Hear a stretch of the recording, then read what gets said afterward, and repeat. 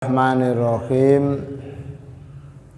Amal mahmudah falaha usulun wa furu'un wa muqaddimatun wa mutamimmatun wa ya arba'atu adrubul awal al usul wa ya arba'ah kitabullah azza wa jal sunnatur rasulih sallallahu alaihi wasallam ijma'ul ummah asarus sahabat. Ini sampean mulai belajar luas bahwasanya ilmu kemarin ada dua, ada ilmu yang baik dan ada ilmu yang tidak baik. Ilmu yang baik ya yang manfaat kepada kita, juga manfaat kepada umat. Ilmu yang tidak baik, yang meresahkan, yang membuat bahaya pada kita dan membuat bahaya pada orang lain. Ilmune apa nyolong ndak usah, ilmune nyelintut ndak usah, ilmunya nakal ndak usah, itu bahaya nih. Sampeyan yang rokokan kira-kira dapat ilmune tempat sampai gak konangan keamanan. Sues. Itu nuranimu dengan yang tenang-tenang di kamar ndak rokokan. Tenang mana kira-kira? Ya di. Tenang sing gak rokok.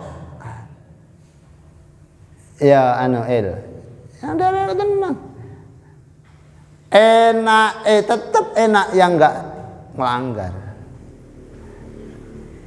Tak takok ni mana? Iyalah apa wong gak nglanggar enak kok dilakoni sing nglanggar. Paling sampean ya ngempet sedikit. Tapi yang biasa ngaten niku buat pengalaman. Aku mbiyen, tapi aja bolak-balik. Itu namanya ilmu-ilmu yang tidak baik, pasti tidak enak dilakukan, pasti mengkhawatirkan, pasti akan madharati, membahayakan kepada dirinya, kepada orang lain. Ada ilmu yang baik dibagi dua. Ada ilmu yang fardu kifayah, kayak wingi cara merawat jenazah. Sampeyan harus bisa khutbah. Sampeyan harus bisa supaya nanti pulang sampean itu menjadi wakil masyarakat. Ada yang fardu ain. Fardu ain itu untuk pribadi-pribadi, semua yang wajib bisa. Lah yang baik-baik sendiri ada kalanya ilmu usul, akar, pondasi, yakni bersumber dari Al-Qur'an. Sampai harus bisa mengejawantahkan Al-Quran. Satu contoh, orang itu sampai masuk Islam gara-gara surat Inna a'tainakal kausar. Padahal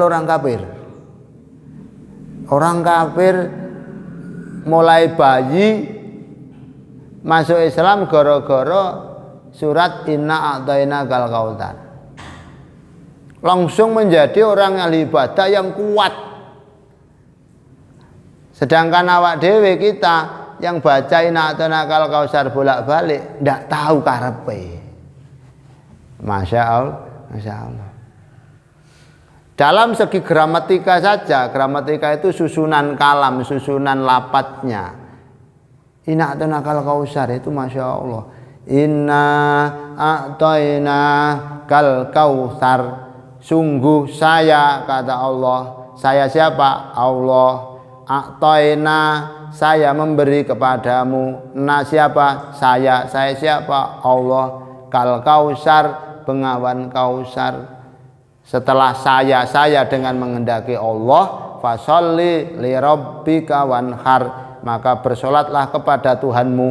Allah membalik, bergeser seret dari saya dengan menghendaki Allah, kemudian Allah mengganti kalimatnya kepada Tuhanmu, berubah tanpa sadar tapi tetap menghendaki Allah. Allah.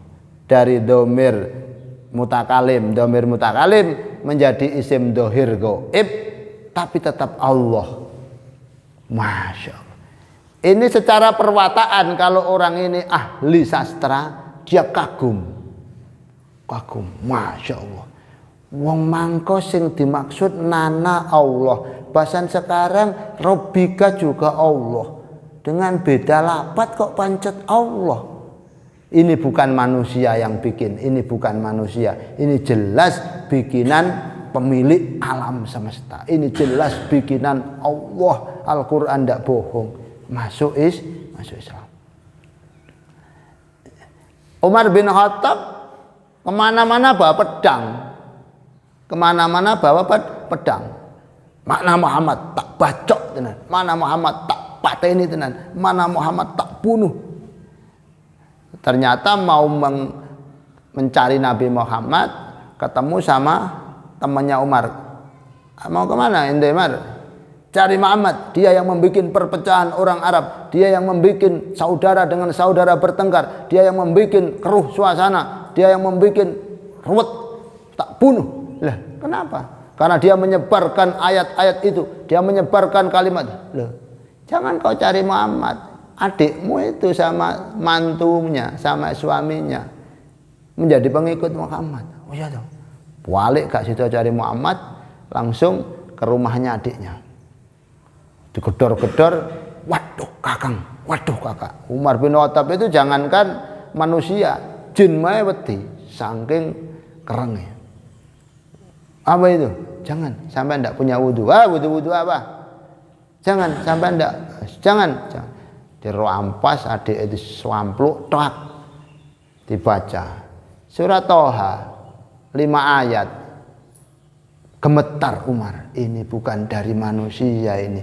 Kenapa Muhammad harus dimusuhi? Kalau punya Tuhan bisa menciptakan lapat kayak gini. Tidak boleh Muhammad dilawan kalau Muhammad punya Tuhan kayak gini. Masya Allah. Setelah 5 ayat awak dewi gak ngerti blas. Ini kekurangan kita. Langsung Sayyidina Umar gemetar, pedangnya jatuh. Dawe apa? Muhammad tidak boleh dimusuhi. Kalau punya Tuhan bisa menciptakan kalimat seindah ini. Saya mulai kecil sampai tua menjadi ahli sastra. Saya tidak pernah melihat kelebihan yang mengalahkan ini. Langsung mencari Nabi Muhammad, ketemu di Darul Arqam, dodok-dodok. Wah, kok tambah kaku iki sapa iki dodok-dodok. Siapa? Umar. Masya Allah. Gemeter sahabat, wah mati iki. Mati ini Umar yang datang jelas mati. Langsung sahabat Zaid, insya Allah Zaid bin Sabit melompat, sudah biar saya yang hadapi. Buka. Maaf Umar, saya mau ketemu Muhammad. Langkai dumet saya tidak akan bertemu, saya tidak akan berkelahi. Saya ingin masuk Islam ikut pengikut Muhammad. Wah, takbir semua. Allahu Akbar, Allahu Akbar. Gara-gara ayat surat Toha 5 ayat. Awak dewe ndak iso. Saya pernah guyon engkel-engkelan sama orang Madura. Orang Madura itu sak kamar dengan saya. Saya baca surat itu enak-enak. Bismillahirrahmanirrahim. Toha. Wah, disentak sama loh, kok gitu? Lalu gimana? Toha. Madura dilawan. Toha was toha. Mertua saya itu di Gondang Legi, Madura. Daerahnya kampungnya juga kampung Madura. Ada orang kenal sama namanya Toha. Kalau kenalan di luar sana dia namanya Toha. Emang tulisannya Toha. Satu kali temannya itu nyari. Assalamualaikum, salam. Wah, mau ketemu sama Pak Toha, rumahnya mana? Oh, enggak ada mas. Enggak ada. Coba tanya. Pak, tanya Pak Toha mana? Enggak ada mas di sini mas. Coba tanya sana. Pak, assalamualaikum, salam. Tanya rumahnya Pak Toha. Nah, no. Loh katanya itu sekitar sini Pak. Dari sana itu perapatan ketiga atau berapa, nanti ada rumah pinggir jalan, hadap sini namanya. Orangnya kayak apa gini? Oh itu bukan Toha Mas, Tohe. Jadi. Kalau Tohe itu, Masya Allah, nyari hampir 2 jam. Karena yang Madura jadi Tohe. Madura itu unik. Ada lucu, ini temenan ini, saya diceritai Yai Badruddin, Yai siapa? Putranya Yai Bad itu. Lucu, saya sampai kepinggal-pinggal sakit perut.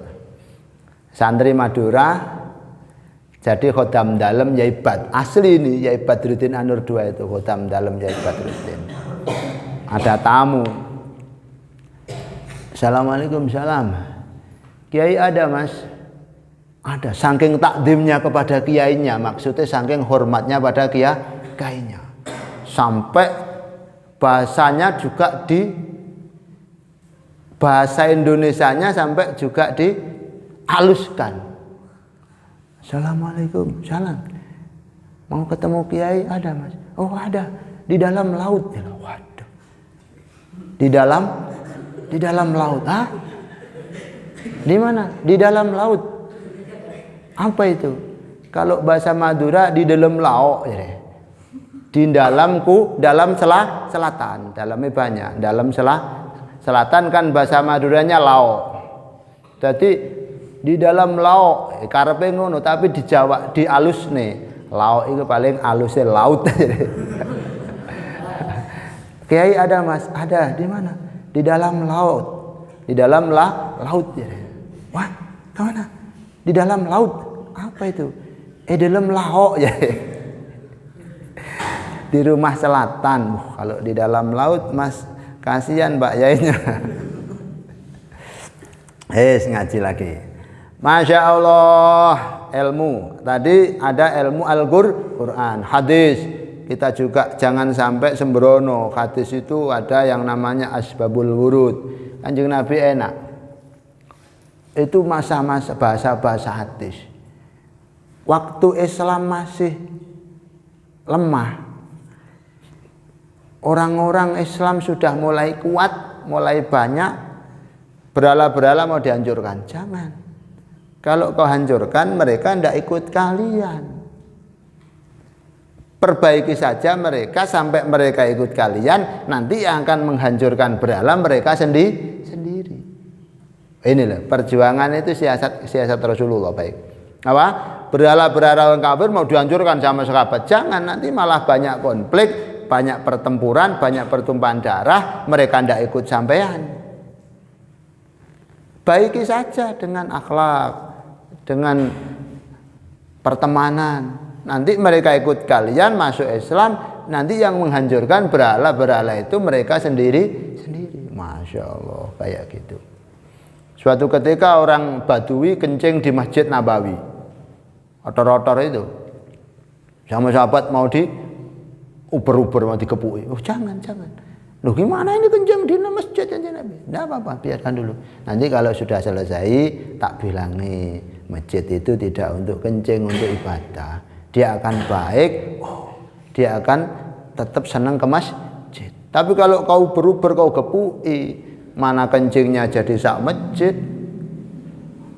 Terus akhirnya dia tidak mau ke masjid. Habis perang, waktu Fatku Makkah, idza ja'a nasrullahi wal fathu wa ra'aita an-nasa yadkhuluna fi dinillahi afwaja. Kanjeng Nabi membagi ghanimah, jaran perang, benda-benda orang kafir yang menyerah dibagi.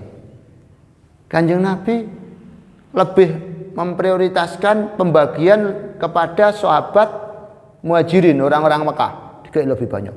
Orang Ansor, orang-orang Madinah kecewa. Wah, gak adil Nabi Muhammad. Ternyata Kanjeng Nabi sudah pintar. Wis, sampean tak kai podo karo wong Mekah. Tapi wong saya ini orang Mekah. Saya tak diam di Mekah gimana? Pilih mana? Semua hasil jaran perang tak kekne orang Muhajir, orang Mekah. tapi sampean dapat saya. Wah, sudah. Nah, ternyata kayak gitu Rasulullah. Ini bahasa-bahasa hadis perlu dikaji betul. Dikaji. Kanjeng Nabi itu enggak kereng. Kalau sekarang itu edok-edok kayak Nabi tapi kereng. Edok-edok kayak Nabi tapi kereng. Nah, ini masalah. Karena mungkin kajiannya kurang. Katanya orang yang mau mencari Allah harus mencari dirinya sendiri. Tapi kalau mencari Allah yang ketemu jeleknya orang lain, berarti dia tidak bersama Allah. Walaupun meneriakkan Allah. Apa? Orang yang mencari Allah harus menemukan dirinya sendiri, jeleknya, kekurangannya. Orang mencari Allah yang ketemu kejelekan orang lain, berarti dia tidak bertemu Allah. Walaupun meneriakkan Allahu Akbar, jelas itu bukan Allah. Itu nanti kajiannya hadis, ada ijma' sahabat, ada qiyas. Qiyas itu penting, sampai harus belajar. Imam Syafi'i itu hidup di daerah Hijaz. Hadis banyak, sahih, marfu banyak. Kalau Imam Hanafi hidup di daerah Baghdad insya Allah. Kalau enggak keliru ya. Sehingga perbendaraan hadis tidak sebanyak Imam Syafi'i. Sehingga Imam Hanafi lebih mengambil qiyas. Contoh, zakat. Tidak pernah secara letterlek hadis Rasulullah Muhammad SAW itu zakat dengan beras. Tidak pernah. Yang ada beras itu ya di Indonesia. Rasulullah zakatnya gandum, kurma.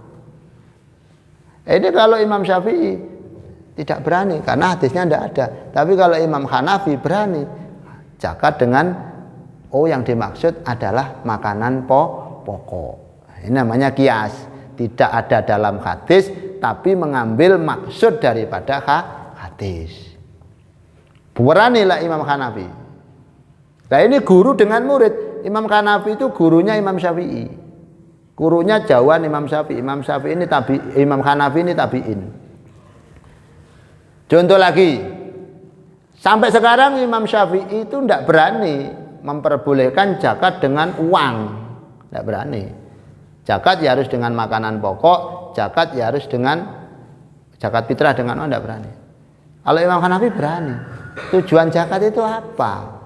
Menolong orang yang butuh ketika sholat Id, ketika hari raya. Kalau dikasih uang dia senang. Tidak apa-apa. Yang penting sesuai dengan nisab.